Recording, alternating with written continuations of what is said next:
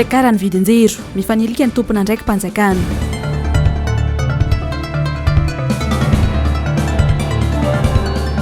Syndicat inspecteur du travail manamafy ny fitakiny manerana nosy ny etsika. Arena kibony tany ny mpitondra ihany no mahazo tombony ny vahoaka amin'ny tanatana vava.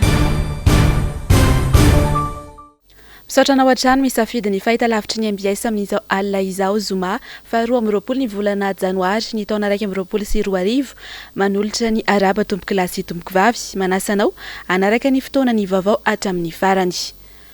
Anomboantsika ny vaovao ary amin'izao alina izao araka ny efa hitantsika tao anatin'ny lohatenim-baovao teo dia manala tena noho ny fidanga ny faktura ny jiro sy rano ny fanjakana izay nametraka ny tale jeneraly ny jiramaty eo amin'ny toerany ankehitriny io. Anefa ihany koa sady mbola mitompo teny fatratra ny amin'ny analana ny delestage eto Madagasikara. Nanao izay fanadihadiana izay ary ho an'ny androany Ravirazafy Mahenina Mathieu Prince. 20 isanjato ny mpandrifa ny jirama dia ahita ny fakturany hidina amin'ity volana Janoary 2024 fanazavana netiny tale jeneraly ny jirama ny alarobia eo iny. Asa noho ny antonina loatra no ilazany fa ena ny vidinjiro amin'ity volana ity tapitra androandraha teo ny 7 ora nomeny fanjakana. Ny lehiben'ny orinasa izay tsy mbola ny olobavatra eto taorinan'izay.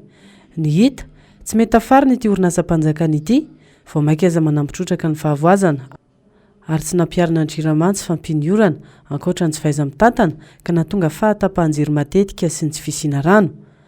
Ho an'ny mpanjifa ihany koa mampanano sarotra ny mikajy ny volan'ny jiro sy rano tokony aloha isam-bolana noho ireo karazana tolotra marobe izay tsy voafehin'ny mpanjifa akory. Tena mahasosotra mihitsy le tony taratasy ameny tony le manatsa de manatsa aterina de anina de misy anjo lany zany. Azonao misy anjo lany be tokony ataony jirama mba mitady zavatra mamora le vahoaka izy le vahoaka efa sahirana. Azonao ka ohatran'izany le izy de tsy fantatsy ny vahoaka nge mikalkula an'io e.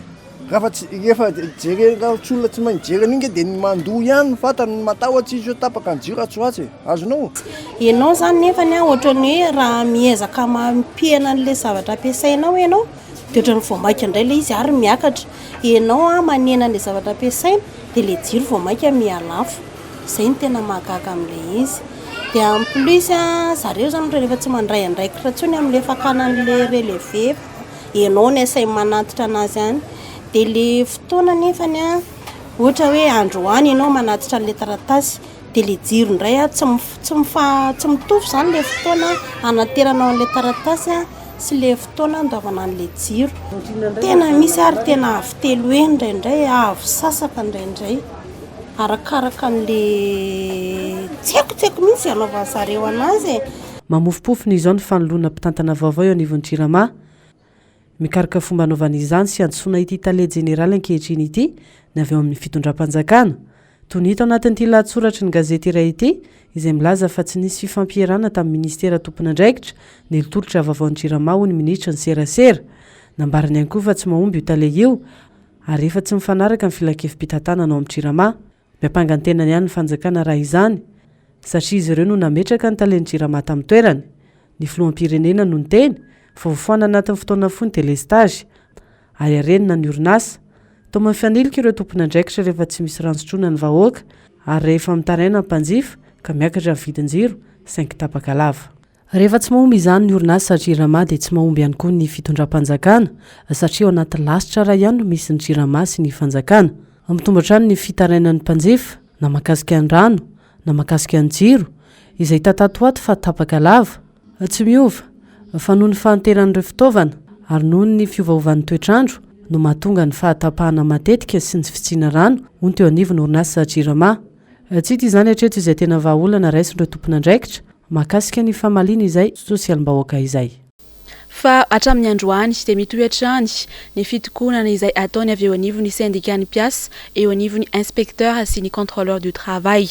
Ho an'ny androany ary dia nanao angaredona nidina tany Antsirabe ny biron'ny syndicat anohana ny naman'izy ireo any an-toerana no sady andiso ihany koa ny filazana fa niato ny fitokonana tany amin'ny faritra.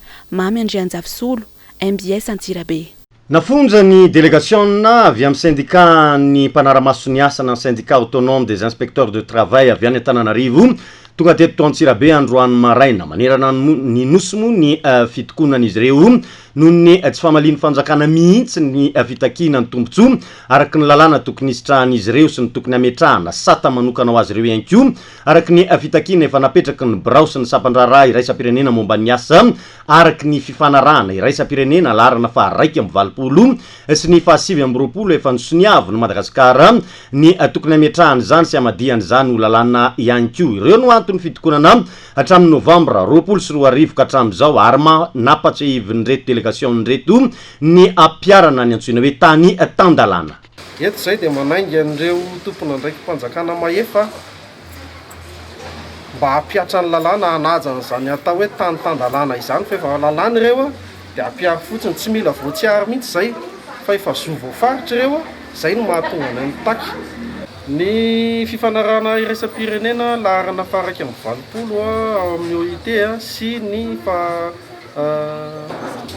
720 Mbs Zoma dia milaza mazava tsara hoe tokony amena sata manokana izahay ary nanomboka tamin'ny taona 2021 dia efa nahazo baiko na recommandation avy amin'ny OIT ny fanjakana malagasy hoe avoa io zany hoe zay tsy hoe mila vaniny hoe mafanafana ny todraram-pirenena dindro zay fa mitaky tsy izany mihitsy ankoatr'izay dia nafonjy ihany koa ny afatra nomeny secrétaire général ny syndicat ny mpanaramaso ny asa ho an'ny ministre ny asa mpanjakana tonga ty Antsirabe ihany koa zay entina hampahafantarana andramatoan'ny ministra ny zavatra diso tonga ny aminy ihany fa hoe tsisy mitokona any amin'ny faritra porofo mivaingana zao fa hitanareo amin'izao fa mitokona daholo ny aty amin'ny faritra ary tsisy asa mandeha eo aza maniaza mieno zay lakolosy tokanany ianao fa tongava mijery fotony hitanao amin'izao zay zao tonga ty fotony mahita fa mitokona ary eo hitanao ireo ny olona fa mivonona mijoro hoe mitokona ho amin'ny tombontsoa iombonana zay voafaritra ny lalàna ho azy. Tsy vernias izy ireo raha tsy mivaly izay fitakina izay na inona fandrahonana na inona fandrahonana omena azy ireo. Ny vavaony tsy fandriam-pahalemana kosa indray ary dia fianakaviana iray nandeha moto avy nandevina no notifiriny dahalo teny andalana raha andeha hodiny. Raha ny vaovao azo anefa dia tsy ireo olona ireo no saika hotafiny ireto jiolahy reto fa fianakaviana hafa mihitsy. Nzavandre mahefa Andry Rakoto Malala. Araka ny fantatra andeha hody any ambondro misitra andeha moto izy mivady reto sy ny zanany iray lahy-kely. Teo amin'ny tetezana iray atao hoe be manta no nisy nitifitra izy ireo ka naratra vokatry ny vonana azo azy ireo. Manaraka fitsaboana ao amin'ny hopitalin'ny Ambositra moa ilay raim-pianakaviana sy ny zanany amin'izao fotoana izao. Maty nandritra ny fitifirana kosa ilay raim-pianakaviana. Nandeha nandevana tany Fianarantsoa izy ireo raha ny fantatra. Endamo no nanafika azy ireo ary nitifitra avy hatrany raha vao nandalo ny moto. Araka ny vaovao hatrany no heverin'ireo dahalo fa irem-pampindram-bola any ambanivohitra any ireny ity fianakaviana ity. Vola 2 alina ariary monja nefa no tany amin'izy ireo izay lasan'ireo dahalo avokoa miaraka amin'ny entany. Tsy vao izao ny tranga tahaka izao izay anaovana antsoava amin'ny tompona andraikitra. Mahazo vana ny tsy fandriam-pahalemana saika manerana ny nosy. Na ny ala-bory samihafa io na ny fanafiana amin'ny tampy-adina ary koa hatreny amin'ny lalam-pirenena samihafa eny. Eo amin'izay vavaony tsy fandriam-pahalemana izay hatrany ary no hanohizantsika ny vavao amin'izao alina izao dia sarony zandary tao Betafo ny alarobia lasa teo ireo jiolahy 9 tompon'antoka tamin'ny fanafiana sy nangalatra ny kofra tao amin'ny commune Mahaiza Betafo. Vola mitentina 204 sy 4 alina sy 7 hetsy ariary no lasan'ireo jiolahy tamin'izany ka izao tratiaky ny mpitandro ny filaminana izao. Nzavandre Mahefa sy Andry Rakoto Malalatrany. Voasambotra avokoa ireo jiolahy 9 tompon'antoka tamin'ny fangalarana ny vata fitehirizam-bolan'ny commune tao Mahaiza Betafo. Ny aliny 17 janoary lasa teo ireo jiolahy no fantatra fa nanao ny fanafiana ary lasan'izy ireo tamin'izany ny kofra milanja 500 kilao izay nisy vola mitentina 204 alina sy 7 hetsy. Lasan'izy ireo ihany koa nisy solosaina fitondra iray fa anatelma maro tsy mbola niasa taratasim-bola ary fitomboka maro tao anatin'ilay kofra. Nidina ifotony avy hatrany ny mpitandro filaminana raha vao nariantso ka nanao ny fikarohana. 3 kilometatra ny alan'ny commune vao hita ilay vata izay efa vaky ary tsy tao intsony ireo entana tao anatiny. Tao arian'izay dia niroso tamin'ny fikarohana hatrany ny zandary ka voasambotra avokoa ireo tompon'antoka tamin'ny fangalarana ary tafaverina avokoa ireo entana halatra sy ny ampahambola tsy lanin'izy ireo. Eo amin'ny vavaony maresaka iray sampirenena kosa indray ary dia nanambara ny fiadidiana ny Repoblika tao Centrafrika fa miditra anatin'ny amiainana ny état d'urgence ny firenena mandritra ny 15 andro. Any Iraka kosa indray dia nitontena ho tompon'antoka tamin'ilay asa fampiororona tany Bagdad ny alakamisy lasa teo ny fanjakana islamika. Fanampanazavana azy eo mirindra ny sary ny Andry Rakotomalala. Nitrangana asa fampiororona goavana tao Bagdad Omaly tao amina tsena mpivarotra lamba iray 2:30 no indray namony ainy 10 ny naratra mafy. Ny Omaly alina ihany namoaka tamin'ny haino amanjeriny amaka ny fanjakana islamika fa izy ireo tompon'antoka tamin'ny fipoahana io. Omaly maraina teto amin'ity toerana ity lehilahy iray no nilaza fa narary vavony mafy ka nitangorona ny olona. Vao nanantona ny olona avy hatrany dia napoaka ny bomba izay nodravahany. Ny famonjena avy hatrany ireo naratra sy maty ka nitangorona indray ny olona na napoaka tena indray ny lehilahy iray. Ity ny asa fampiororona goavana niseho tany an-toerana tao anatin'ny 3 taona izay. Any Centrafrika kosa indray herinandro taorian'ny fifidianana filoham-pirenena fihodinana voalohany ny 17 Desambra teo izay nandresen'ny filoham-perinasy Touadéra ny sesy ny fanafiana ataona vondrona miaramila ary mafanatrany ny fifandonana eo amin'ny miaramila ny an-toerana sy ny casque bleu any firenena mikambana. Omaly nilaza avy hatrany ny filoham-pirenena Centrafrika fa miditra anaty amehana na état d'urgence ny firenena mandritra ny 12 andro. Mahakasika kosa indray ny fidangana ny vidim-piainana sy ny tsy fandraisana andraikitry ny fanjakana manoloana izay fahasahiranana sy ny fiakaran'ny vidim-piainana eto Madagasikara izay dia nafonja ny afatra ho an'ny mpiaro ny zony mpanjifa avy amin'ny solomavambahoaka ny Madagasikara voafidy tao amin'ny distrika Antsimondrano. Horatsika ny fanadihadiany Germain Omenjanary sy Manora Andriamalala. Tsy mitsahatra mitotongana ny fiainan'ny vahoaka malagasy, sahirana tanteraka ny isa-tokantrano, mena ny vola miditra, ny vidim-bary miakatra, ny karama tsy misy noho ny krizy, manampitrotraka ny fidangana ny vidin-jiro izay tapaka lava nefa isanandro. Eo ihany koa ny tsy fisian'ny rano izay andaniana fotoana manokana ny fiandrasana azy. Tsy hita izay tena vahaolana matotra avy amin'ny fitonam-panjakana. Ny vidim-bary no miakatra dia ny fanamboarana kapoaka manara-penitra no mba vahaolana omen'ny mpitondra. Aiza ny mpiaro ny jony mpanjifa? Io maraina io zao ny tenako dia nitsidika mihitsy ny tsena izay mivarotra vary fa tafiakatra hatrany amin'ny 500 sy 700 ariary ny kapoaka amin'ny vary izay atao hoe mba tsaratsara sy sahaza ho an'ny vahoaka malagasy.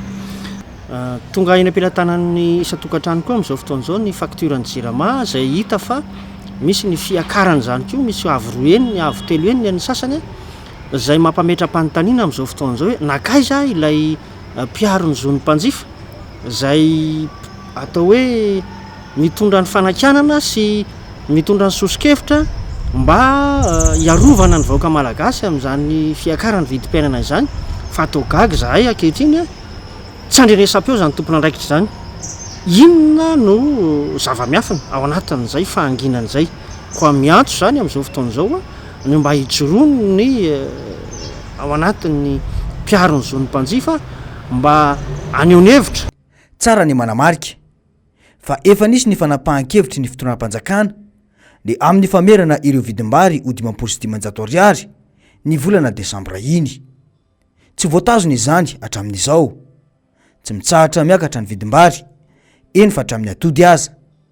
Ny farany taona teo tsy nasian'ny filohan'ny repoblika resaka ny momba io vidim-piainana io nandritry ny kabariny, fa ny fanamboarana flyover sy ny teleferika no naindraindra sy nampanantenana ny vahoaka malagasy izay efa ila ho matin'ny mosary tanteraka amin'izao fotoana izao. Fa mitohy ary mihafatrany ny fitakiany izay ataony avy eo anivon'ny gadra politika mivondrona ao anatin'ny FEDEP ny hanomezana ny vola fanonerana ny anjaran'izy ireo. Mandringa nefa ny lalàna ahafahana mamoaka izany fanampiana izany. Tsy hita rahateo izay tena asa ny conseil du fampihavanana malagasy na ny CFM tamin'ny fampihavanam-pirenena. Ravirazafy Mahenina sy Mathieu Prince hatrany. Matratra 720 sy arivo ny fitambaran'ireo atota taratasy fangatahana fanonerana teo anivon'ny CFM hatramin'ny farantaona 20 sy 20.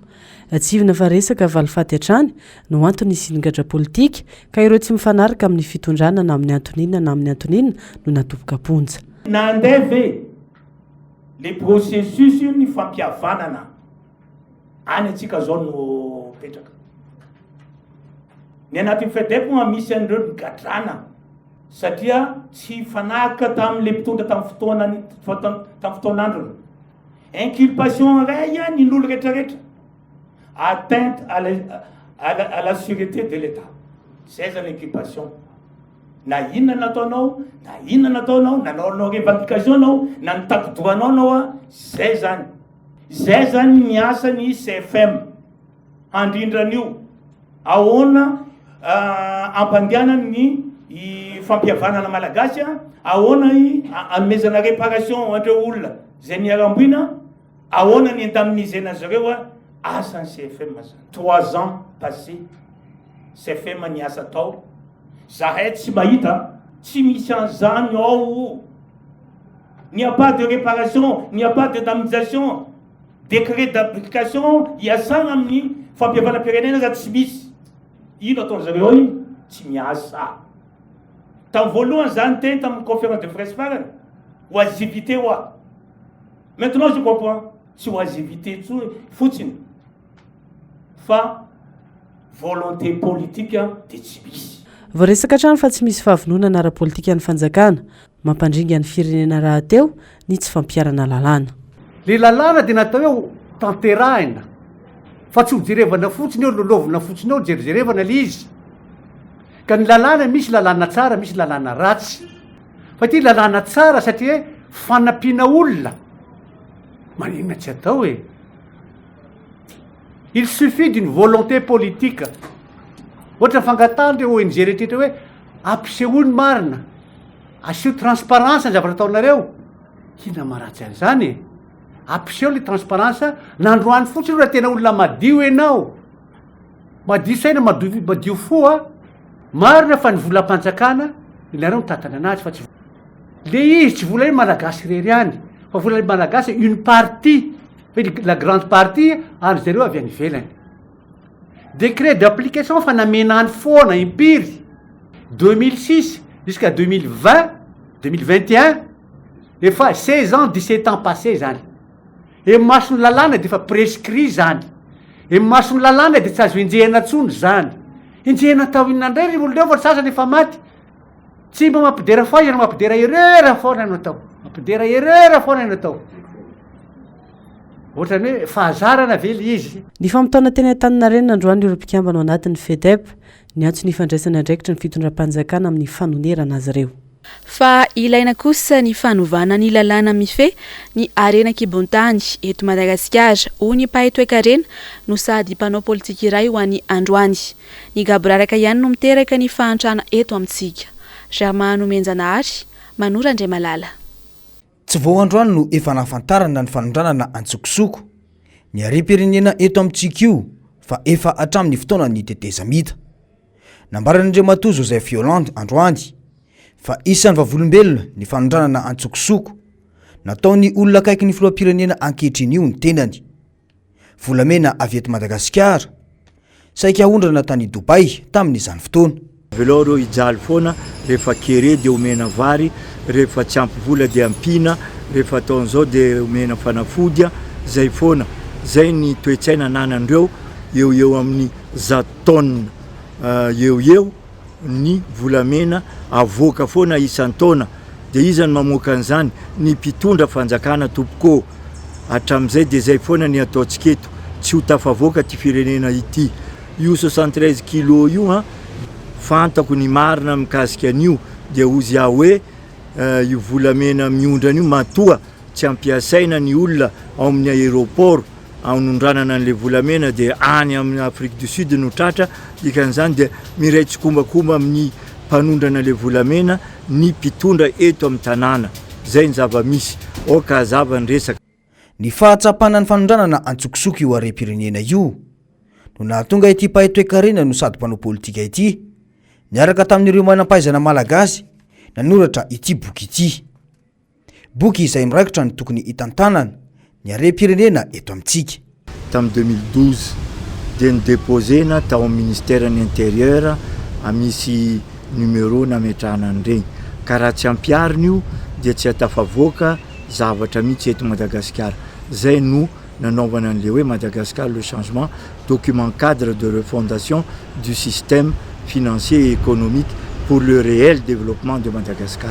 Zany hoe mba hitsinjovana ny tena fampandrosoana marina an'ity firenena ity, tsy ny fampandrosoana ny olombitsy na ny olona akaiky ny fitondrana, tsy zay ihany, fa ny vahoaka malagasy zay tompon-tany zay tompon'ity firenena ity no mila milamina ny fiainana.